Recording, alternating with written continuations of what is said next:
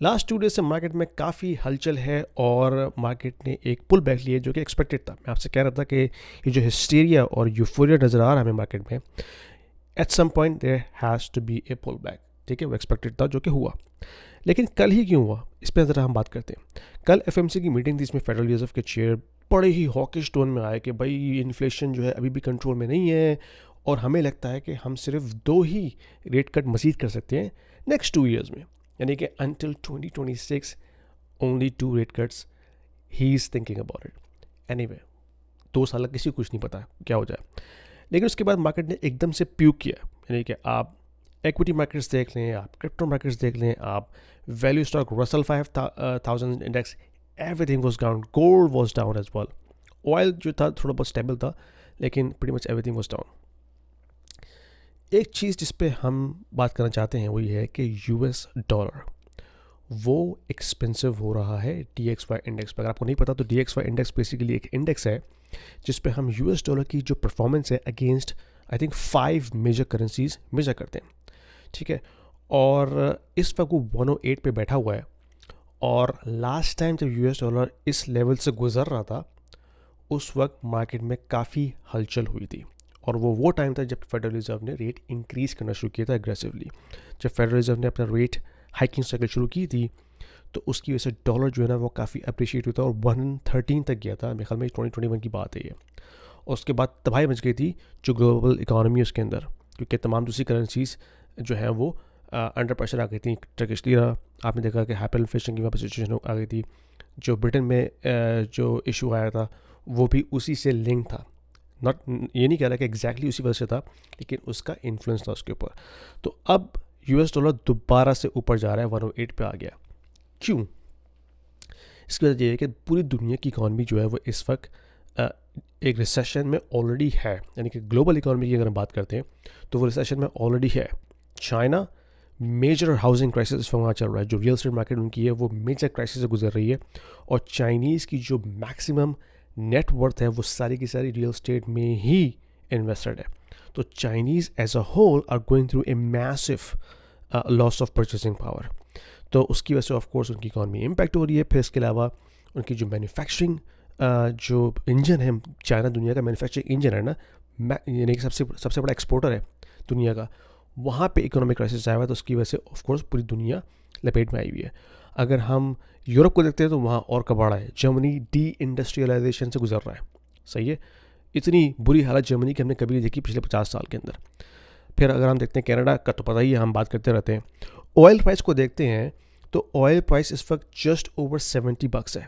ठीक है, ऑयल की प्राइस इतनी कम होना जबकि जो सप्लाई है ओपेक वो कंटिन्यूसली कट कर रहा है, दैट इटसेल्फ टेलिंग यू कि global economy is in recession, क्योंकि डिमांड नहीं है। ग्लोबल इकोनॉमी में जब डिमांड नहीं है तो ऑयल ऑफ कोर्स उसकी डिमांड नहीं है। Oil is the energy and energy is the economy. सही है, तो जब ग्लोबल इकोनॉमी रिसेशन में है तो यूएस अकेला कैसे ग्रो कर सकता है, दैट इज़ द क्वेश्चन। क्योंकि अब इकोनॉमी जो है ना वो इस तरह से इंटरट्वाइंड है ग्लोबली। अगर आपके बिगेस्ट ट्रेडिंग पार्टनर्स जो हैं वो इकोनॉमिकली जो है वो टफ टाइम से गुजर रहे हैं, you can not grow alone. Okay, that is a fact. I think market is now realising it. और उसकी वजह से हो ये रहा है कि तमाम दूसरी कंट्रीज़ जो हैं वो अपनी जो टाइटनिंग साइकिल है उसको रिलीज़ कर रहे हैं, अपना रेट कट एग्रेसिवली कर रहे हैं। Bank of England, ECB, Australia, Japan, China and now Canada as well. तो वो जो डिफरेंशियल है ना इंटरेस्ट रेट का, that is getting bigger and bigger. और उसकी वजह से यूएस डॉलर जो है वो इंक्रीज़ हो रहा है। और याद रखें, जब यूएस डॉलर स्ट्रॉन्ग होता है ना DXY इंडेक्स के ऊपर, it creates massive issues for the world economies, especially for the emerging economies. क्यों?